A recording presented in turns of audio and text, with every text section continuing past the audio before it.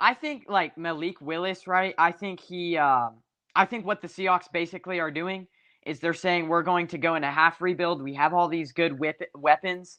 I think Malik Willis is going to be the perfect quarterback for them because he's exactly what they want. He reminds me a lot of what Russell Wilson was, Mm, and the ninth pick. So like, I don't think they go for a like a veteran quarterback. I think they go for somebody like Malik Willis because he's the perfect rebuilding quarterback. And they basically said we're going to go for somebody younger and we're going to get the picks. And the thing is this is really important because the Jamal Adams trade, right, is now they get those picks back from the Jamal Adams trade.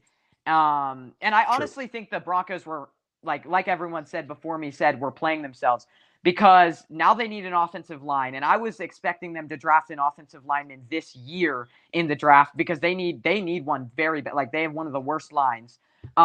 They traded away all these picks, and now like what is it going to be for? Who are you going to get? I guess they have salary cap space, so they could potentially get somebody in like free agency like Teron Armstead. But you also have a stacked AFC. You have the Chiefs, the Bengals, like all these different teams. Like they could make the Super Bowl, but at the same time, like you have all these good teams. I don't know. What do you think about that? But I think Malik Willis is going to be the pick. It's just crazy to me because I mean, if you look at any other team ahead of the Seahawks in the draft, I don't think there's any other team that could pick him. So No, I think that's their plan. It makes perfect sense to me. I don't see anyone leapfrogging the Seahawks for that guy. Um, I'm just looking at Denver real quick. I'm not a big fan of what they do. I mean, their left tackle Garrett Bowles, I don't like. And yeah, I think he's whack, and I don't trust him.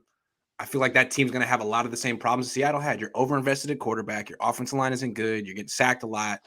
But the defense, I don't know. We'll see. We'll see.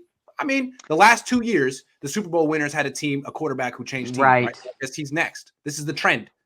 Well, the other thing is the NFC is going to be absolute trash next year. Like you're going to have like maybe Green Bay, I guess will be good in the regular season. You're going to have maybe Rams, 49ers, and then maybe like a few other teams that might jump out. But like it's wide open. Like we play the NFC South that next year, plus a Mm-hmm. pretty easy NFC with Cliff Kingsbury extended. And the Cardinals, like, why in the world would you do that? I think that was the dumbest move they've ever done, extending Cliff Kingsbury. So you have an easy NFC, a pretty easy schedule.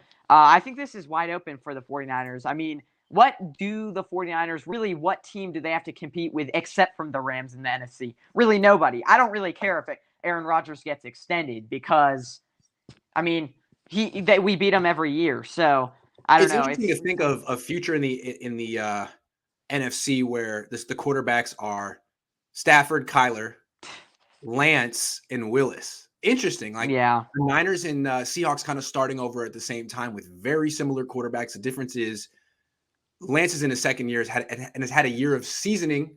Will the Seahawks just throw Malik Willis in right away Yeah. like they did with Russell Wilson?